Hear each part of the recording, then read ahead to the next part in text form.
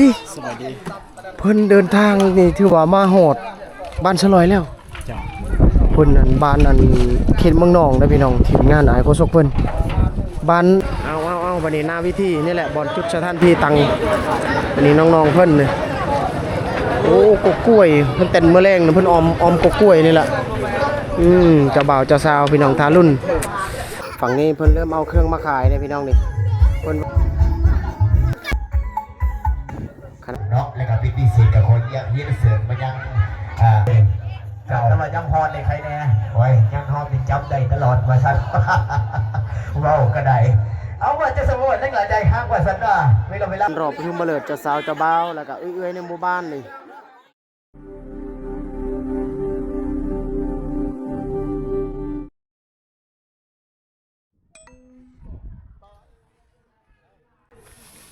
สบายดีพี่น้องสบายดีอยู่กับเซรีอีกคลิปหนึ่งมื้อนี้เซรีอยู่ที่บ้านสะลอยพี่น้องบ้านสะลอยในจุดนี้นะเห็นภาพในตอนนี้มีโต๊ะมีตั้งมีเต้นมื้อนี้ก็มาฮับใส่เครื่องเสียงหรือว่ามาเปิดตู้อีกคลิปหนึ่งบ้านสะลอยใหญ่เขตเมืองพีนแข่งสวรรค์ในเขตจุดนี้คือบอนจุดงานแต่งและเฮือนเจ้าภาพฝ่ายหญิงพี่น้องเนาะกำลังอยู่ในขั้นตอนเกี่ยมต่างๆในเวลาประมาณ 12 โมงตอนนี้ไก่จะหอดเวลาตั้งตู้สลีเดินทางก่อนรถเครื่องเสียงยังมาน้ำลังทางหน้านะเป็นสถานที่ตั้งตู้สำหรับงานกินดองงานพรรำบงมื้อแลงมาพี่น้องเนาะเก็บภาพตัวเนื่องบรรยากาศในจุดนี้คือเฮือนของเจ้าสาวนี่แหละเจ้าบ่าวอยู่ที่ทางเซโนพี่น้องเซโนก็ไกลกับแข่งไกลกับสวรรค์นั่นแหละพี่น้องเนาะเซโนคนลาวสำหรับฟังเจ้าสาวเจ้าบ่าวผู้ไทยพี่น้องเนาะสำหรับฟังเจ้าบ่าวอันนี้ก็เกียมขั้นตอนในจุดนี้คือกันเป็นยังอันนี้เลยบอลเขาผูกงัวผูกอันนั้นบ่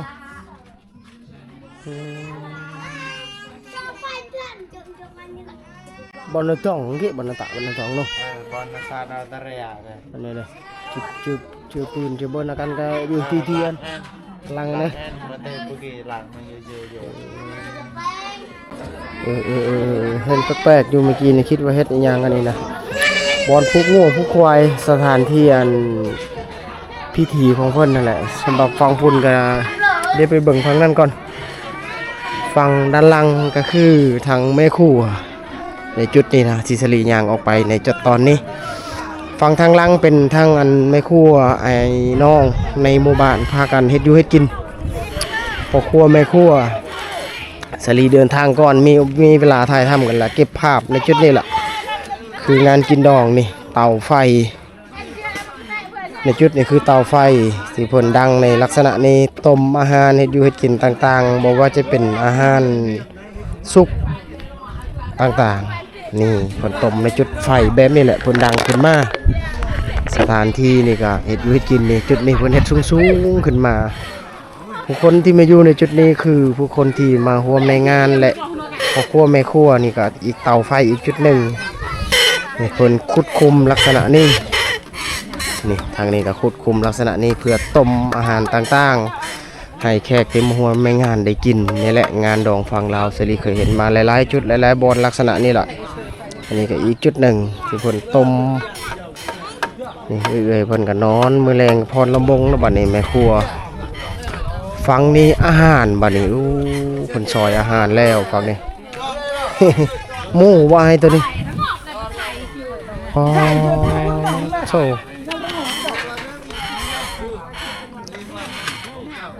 หมูเพิ่นเฮ็ดกินในตอนเช้ามื้ออื่นก็น่าจะมีควายมีอีหยังนั่นแหละอันนี้เนี่ยมานำเลยอ๋อโธ่แสงก็เบิ่นนั่นนี่ที่แม่นหมูผันที่แม่นติโบราณเลยหมูผันตะวันนอกก็เบิ่นมาไหนเด้อเอาบัดนี้หมูลาดเพิ่นเฮ็ดกินในจุดนี้เพิ่นซอยได้ได้เอาอาหารพี่น้องเนาะฟังคนกับต้มน้ำต้มอีหยังต่างๆในจุดเฮือนอันนี้กับเพิ่นเฮ็ดบอลสถานที่สูงๆบอลเฮ็ดกินนั่นแหละนี่ เพิ่นเฮ็ดตัวนี้ขึ้นมาสูงๆนี่นี่ต้มผักต้มมันนั้นหลายๆอย่างพี่น้องสำหรับฟังนี่ท่อนำนี่นะท่อนี่นำเพิ่นเฮ็ดอยู่เฮ็ดกินหลายๆอย่างไปนำพี่น้องอันนี้ผักว้าวโชบัดนี้ได้เห็นหลายอย่างไปนำในกิจกรรมและบรรยากาศเบื้องหลังการเฮ็ดอยู่เฮ็ดกินในจุดนี้ผู้ฟังอ้ายๆเพิ่นก็พากันเฮ็ดอยู่เฮ็ดกินฟังเฮือนครัวพี่น้องเนาะเอาบัดนี้สลีเก็บภาพให้เห็นประมาณนี้นี่หม้อใหญ่ต้มแล้วบัดนี้อันนี้ข้าวบัดนี้เพิ่นนึ่งข้าวสุกแล้วนี่เด้สุกแล้วก็ฮอดขั้นตอนช่วยข้าวบัดนี้นี่เด้พาไปเฮ็ดอยู่เฮ็ดกินแบบนี้แหละพี่น้องงานกินดองข้าวก็ต้องนึ่งลายๆลักษณะนี้หม้อนึ่งข้าวหรือว่าหุงข้าวนะประมาณนั้นนะพี่น้องเนาะนึ่งข้าวนี่ลักษณะนี้แหละพี่น้องนี่หม้อเพิ่นนึ่งเพิ่นต้มในแบบนี้นี่เด้ต้มด้วยเตาไฟที่เพิ่นขุดขึ้นมาในแบบนี้ฝั่งนี้ก็ทอดอาหารนะบัดนี้เฮ็ดได้บัดนี้นี่เพิ่นต้มทุกในจุดอาหารนี่แหละพี่น้องได้เห็นหลายๆอย่างพี่น้องบัดนี้เก็บภาพบรรยากาศจุดนี้ทางเอื่อยๆเพิ่นอันนี้ก็อยู่ในขั้นตอนนี้ดำเนินการอยู่ผักอันนี้น่าจะเป็นผักขมบัดสตังแค่นี้เอ้ยสตังกันตังนู่น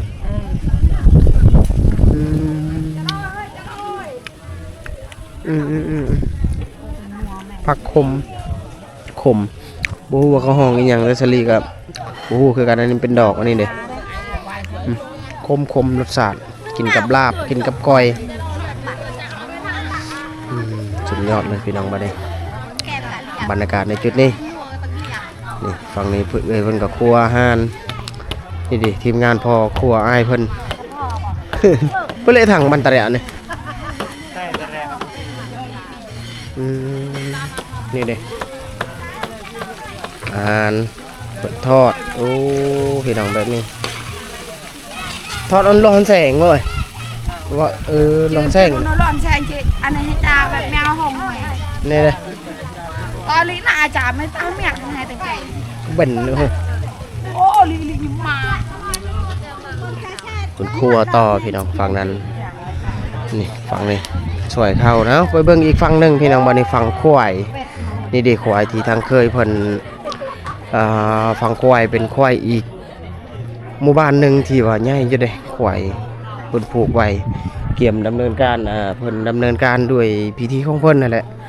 นี่ควายเนี่ยอยู่ทางนี้พี่น้องสิริชัยพี่น้องได้เห็นนํกันบังอยู่ควายบังอยู่พี่น้องนี่ดิพุ่นทางแก่พุ่นควายเขาจะกินมื้อแรงหรือว่าฮิตของประเพณีคนชนเผ่านี่มีงานดองนี่ต้องมีควายนะพี่น้องนะมีควายมีงัวแต่งฮิตของประเพณีนะพี่น้องเนาะ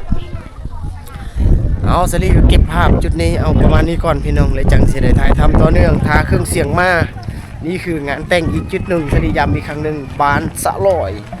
เขตเมืองพีนแข่งสวรรค์ในเขตพี่น้องบ้านสะลอยก็คือบ้านนี่บ้านน้อยและก็บ้านใหญ่อันนี้คือบ้านใหญ่ห่างจากเมืองพีนน่าจะอยู่ใน10กิโลห่างจากบ้านสลีประมาณ3หรือ4กิโลในจุดนี้พี่น้องเนาะฟังนี่บ้านนี้นี่ฝั่งนี้บัดนี้น้ำแข้งน้ำก้อนมาแล้วนี่สถานที่ตั้งตู้เมื่อแรงนะจุดนี้แหละเอาแปลนมาปูเพื่อตั้งตู้เบสเส้นกลางก็เอาขึ้นเทิงอันนี้ก็ทีมงานบรรดาวัยรุ่นเพื่อนน้ำก้อนน้ำแข้งเพื่อกินเพื่อลิ้นในเมื่อแรงนั่นแหละสถานที่โตตั้งก็นี่แหละบัดนี้พี่น้องเนาะเก็บภาพในจุดนี้เมื่อเอาเจอกันทาเครื่องเสียงมาพี่น้องอัปเดตต่อเนื่องบัดนี้ตู้มาแล้วพี่น้องกำลังถอยเข้าสถานที่ตั้งตู้นั่นแหละถอยเข้ามาในจุดตั้งตู้มาหอดมาถึงแล้วเป็นที่เรียบร้อยบัดนี้นี่บัดนี้วงเก้าทองมิวสิกอีกครั้งหนึ่งบ้านสลอยบัดนี้เอาลงเครื่องเสียงบัดนี้สถานที่ตั้งส สุดเก่าเอาลงเสียงเบสก่อนเอาลงเสียงเบสก่อนแล้วจังตั้งบัดนี้ทีมงานเก่าชุดนี้แล้วบัดนี้บัดนี้เอาพี่น้องหาสถานที่ตั้งตู้เมื่อแรงก็ได้ปล่อยสัญญาณเสียงแล้วก็จะได้เปิดให้พี่น้องได้เห็นอีกครั้งหนึงบัดนี้จุดนี้นี่แหละทีมงานได้รับได้นอนอยู่บ่บัดนี้เอาลงก่อนวันนี้เอาลงก่อนเอาลงก่อนบัดนี้ลงก่อนนี่โอ้ยทีมงานนายโคศกเพิ่นมาบัดนี้เอ้าสบายดีเพิ่นเดินทางนี่ถือว่ามาฮอดบ้านสลอยแล้วเพิ่นอันบ้านอันเขตเมืองนองนะพี่น้องทีมงานนายโคศกเพิ่นบ้านยังก็บ้าน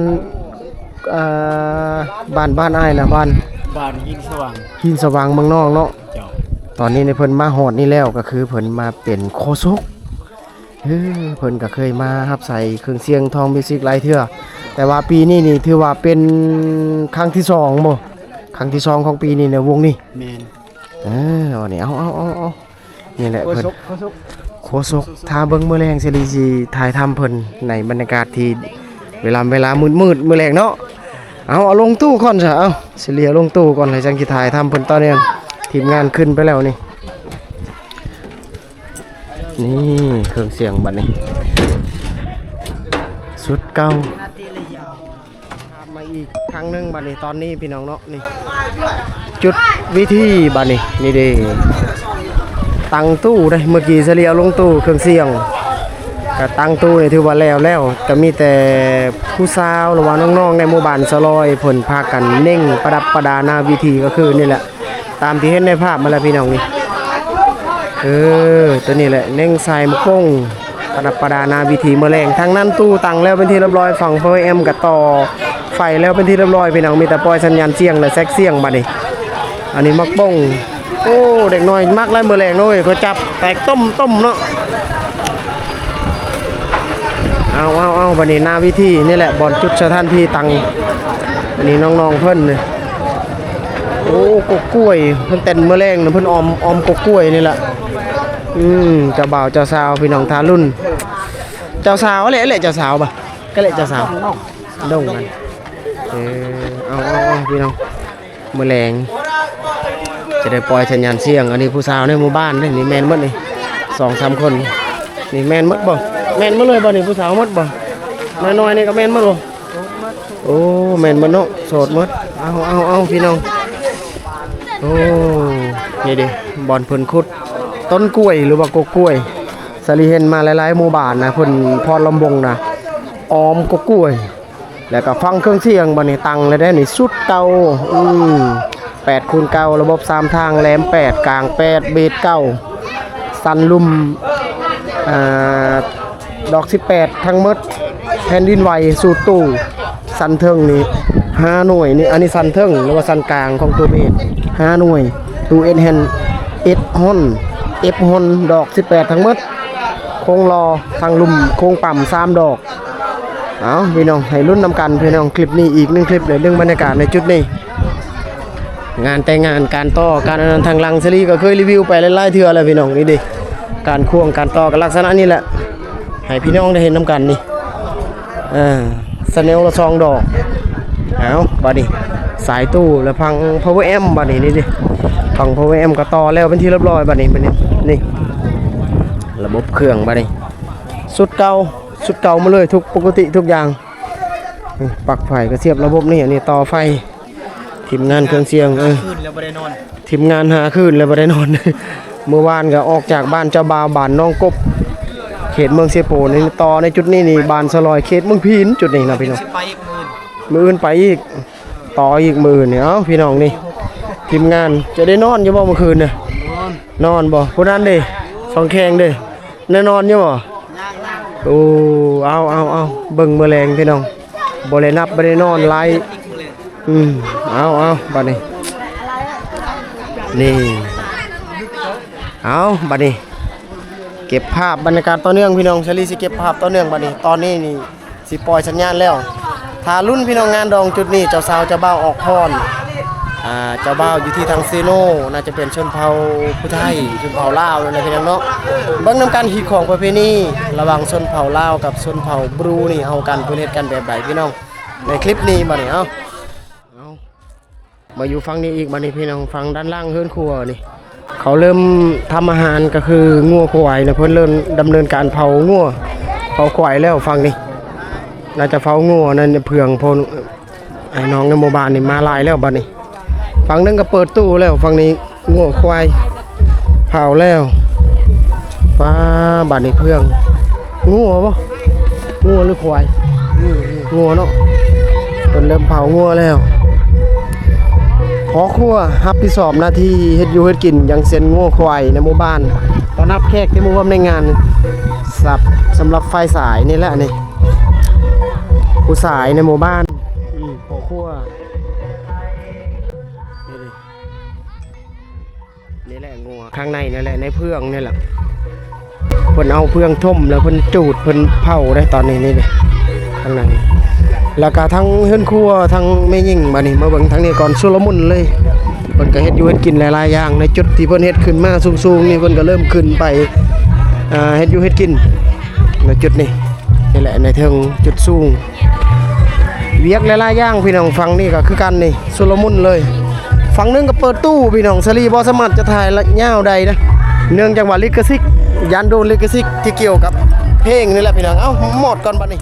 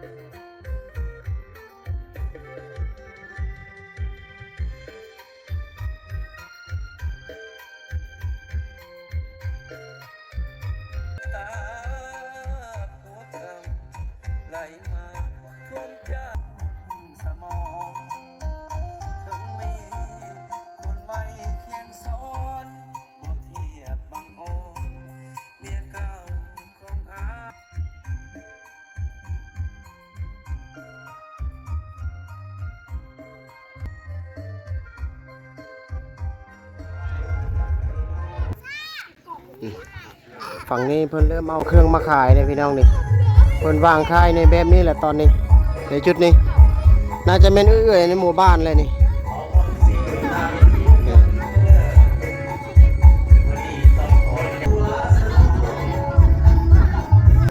ฝั่งนี้เพิ่นเอามาแต่งมาขายพร้อมนี่ในรถอีตอกอีเต็นเพิ่นเมื่อกี้สลีซื้อซอยเพิ่น2หน่วย10,000อันนี้ฝั่งพุ่นหน่วย20,000กีบโอ้หมากแตงโมเอามาขายพร้อมพี่น้องจุดนี้ถือว่าหลายกิจกรรมโอ้เครื่องของฟังพุ่นกับเพิ่นขายแล้วก็ฟังโต๊ะฟังเต้นฟังพุ่นและตึมๆอยู่เสียงเพลงพี่น้องบัดนี้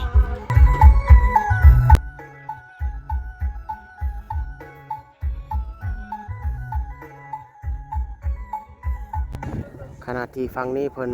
อยู่ในขั้นตอนทำอาหารงัวก็ถือว่าได้แล้วและได้บัดนี้มีขั้นตอนสำเร็จเป็นเนื้อเป็นซีนนี่ดิเป็นกลุ่มเป็นบอลนี่เพิ่นให้กินในจุดนี้นะพี่น้องสิ่งที่แปลกๆก็คือในจุดสูงๆนี่ดิงานดองคนชนเผ่าในเซรีเคยเห็นมาเลยว่าหลายๆจุดหลายบอลนะงานแต่งของชนเผ่าบรูทั้งเมืองลาวเพิ่นพากันเฮ็ดอยู่เฮ็ดกินในจุดนี้แหละลักษณะแบบนี้แหละในจุดสูงๆสถานที่สูงไปนี่เพราะว่ามีงานดองแต่เพิ่นเฮ็ดตัวนี้ขึ้นมา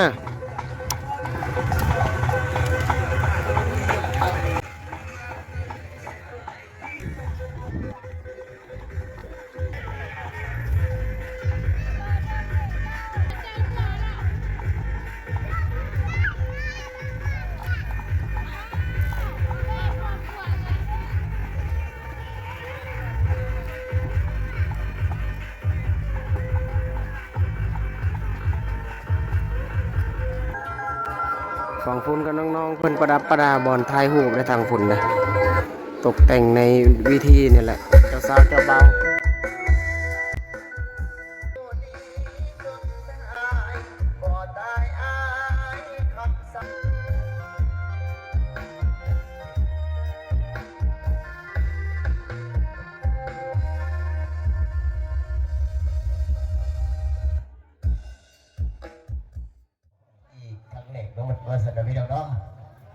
ฮับใส่พี่น้องสาวบ้านสลอยวันนี้โอ้ไม่ได้ผู้ชมไม่ได้ผู้งามว่าสันในรายการที่ได้ทักทายสมัยนี้ในรายการช่างสร้างซึมเสริมบรรยากาศเนาะคำขึ้นของวันนี้ก็ได้มายังทำเกเดียวโฮมเนาะรายการปิดดีสิกับคนเยี่ยมเสริมมายังอำนาจการปกครองบ้านสลอยเขาได้ก็ได้พี่น้องเลยพี่น้องก็ได้เคเขาก็ได้จองตู้จองตั้งกันพี่น้องเลยเนาะจับจองเป็นตัวเป็นตั้งสถานที่นั่งกันที่ว่าได้รับประทานอาหารถ้าว่าได้รับประทานอาหารแล้วก็ถือว่าได้เข้าสู่บรรยากาศซึ่งบรรยากาศของบนขอบซื่นเนาะบนทุกการทุกประเขตทุกผักส่วนเพราะว่าจะเป็นทั้งผู้เสพผู้สาวผู้บอกผู้เพียห้องก็ได้เป็นอะไรจะได้การเกี่ยวเป็นทีเฮียบห้อยกันว่าทาได้ดักกัดสิได้ปาทาแปลงเต็กตัวทาดำทาเพราะว่าสั้นกว่าสั่งว่าเนาะเอาเป็นส่วนนี้เป็นส่วนนาวก็คือว่าเรื่องไฟถ้าว่ายังฮอนในใครแน่โอ้ยยังฮอนเป็นจับได้ตลอดว่าสั้นว้าวก็ได้เอาว่าจะสมมติเล็กหลายใจข้างว่าสั้นว่าไม่ต้องเวลามันเรื่องนำอะไรมาทำปลาเวลาต้องคอยทาคนกันเราเนาะพนักคอนเดอร์ทั้งเจ้าสาวเพื่อนแม่เจ้าทั้งเจ้าสาวนี้ก็มาพบเดือดขนาดไหนเจ้าเพิ่นบ่ได้มาธรรมดาพร้อมด้วยผู้สาวบ้านสลอยวายมีแต่ประจบผูงามเสนาไว้อาจจะต้องติดต่อเบอร์โทรศัพท์ให้เพิ่นเด้อเจ้าสุดว่าไว้สิบอกเลยดิเอาแต่สุดช่องระวังเมียใจดำเด้อเจ้าว่าไปก็หยอกซื้อโอ้ยเอาเจ้าสันคนยันก่อนนอกวันสันทางเจ้าสาวเพิ่นเนี่ยก้าวไปแล้วแล้วก็จะมีอีกปีสี่เป็นขันผู้กองในเด้อเจ้าไอ้สั่งว่าสั่งน้องเทน้องไปเนาะคือว่าไอ้โกมันหลายเนาะเอาลงในนึกในไอ้โกมันนะไอ้โกมันโกรธอะไรเอาเริ่มในเด้อเจ้าโอเคได้ว่าสันพอดีขอมาทางอันสมรุนสมหัก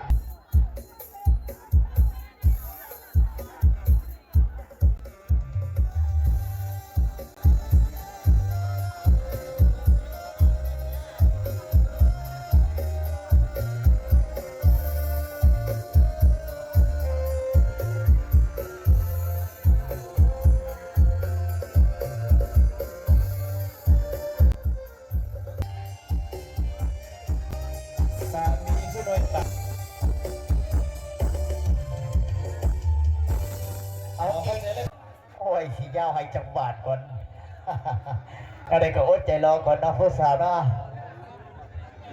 เอาจังหวะใดเนาะวันนี้เป็นที่2เองไว้กินนมเดินนอนบ่เอาบ่ไว้เดี๋ยวจะตบฉลองให้ทางผู้งานพี่ก็ได้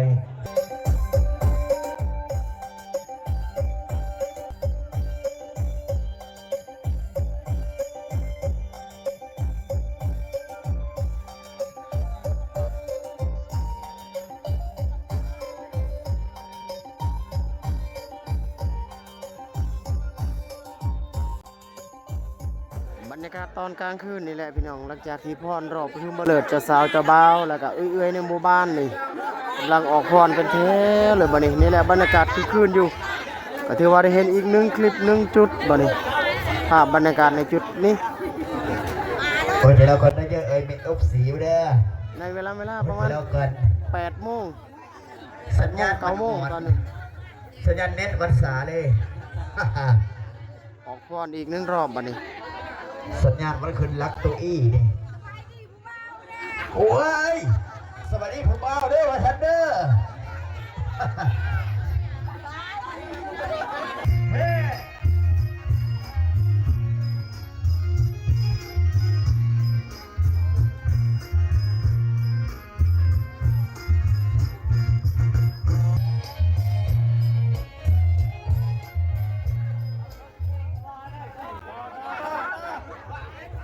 เอาเพลงพลเลออีเอาเพลงพี่เลออีนี่โอ้วันนี้คือว่าพอแล้วอีกเพลงนึงเนาะจัดเฮ้อบดิเนี่ยจัดให้บริญญาณบอกว่าฉันอีแต่โคตรสวยเอ้ยกันนะ ตั้งไว้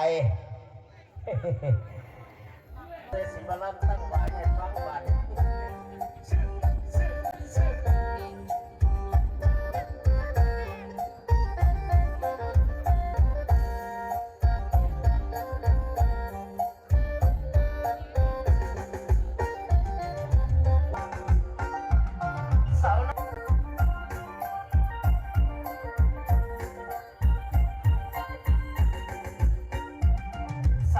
ทางกระดูกกรรมการผู้เขียนมาแสดงกันครั้งพี่นี้ว่าสัน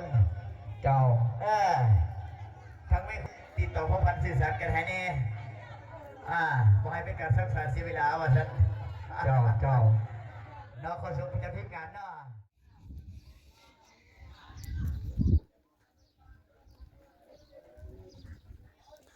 สบายดีพี่น้องสบายดีตอนเช้าเด้อมื้อนี้สบายดีตอนเช้าเครื่องเสียงนี่มอดแล้วได้พี่น้อง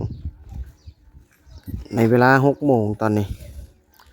ทางตู้นี่ยังบ่ได้มอดไฟอยู่นี่แหละบรรยากาศในจุดเฮือนเจ้าเช้าอีกครั้งหนึ่งบัดนี้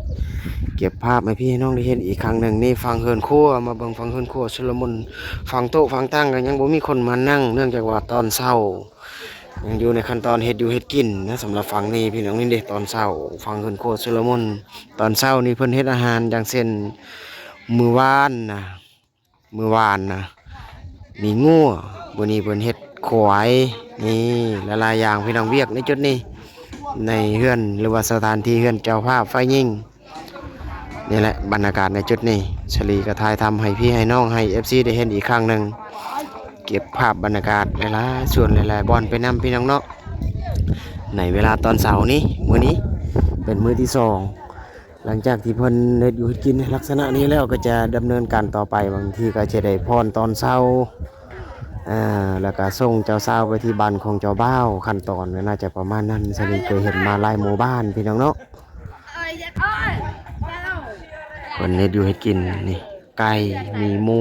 ที่ทางเคยเพิ่นมอบให้แล้วก็พากันเฮ็ดอยู่เฮ็ดกินในลักษณะนี้แหละพี่น้องปิ้งไผ่อากาศหนาวในช่วงนี่เพิ่นก็พากินข้าวตอนเช้านี่เด้โอ้พี่น้องบรรยากาศในตอนนี้ในจุดนี้อีกบัดนี้พี่น้องจุดนี้คืออ้ายในหมู่บ้านกำลังเฮ็ดลาบหรือว่าพักลาบอาหารในเพื่อนเจ้าภาพไฟยิงอยู่ในขั้นตอนเฮ็ดอยู่เฮ็ดกินในจุดนี้ที่ชลีถ่ายทำในจุดนี้บ่สามารถจะเข้าไกลได้เนื่องจากว่ายานภาพหรือวิดีโอติดกับเนื้อหาที่เกี่ยวกับซีนและเนื้อสีแดงๆพี่น้องเนาะเรื่องลาบเรื่องก้อยเรื่องอันนั้นต่างๆมันอาจจะเป็นวิดีโอที่เผยแพร่การจุดใดจุดหนึ่งที่บ่ดีบ่งามเนาะให้พี่น้องได้เห็นประมาณนี้นี่แหละเบื้องหลังการเฮ็ดอยู่เฮ็ดกินเพื่อสิเกิดขึ้นอาหารแซ่บๆให้พี่น้องได้กินได้มาร่วมในงานนั่นแหละพี่น้องได้รับประทานก็ต้องผ่านขั้นตอนจุดนี้ก่อนฝั่งหม้อนึงฝั่งเฮือนครัวก็นึ่งข้าวนึ่งน้ำหลายอย่างและชุลมุนสั่งพุ่นแจพุ่นก็ต้มน้ำถ้วยหม้ออาหารหลายๆอย่างนะนี่อันนี้ก็จุดน้ำฮ้อนในจุดน้ำฮ้อนที่เพิ่นต้มนึ่งข้าวจุดนี้ต้มอีกจุดนึงอันนี้ก็ผังกระปิง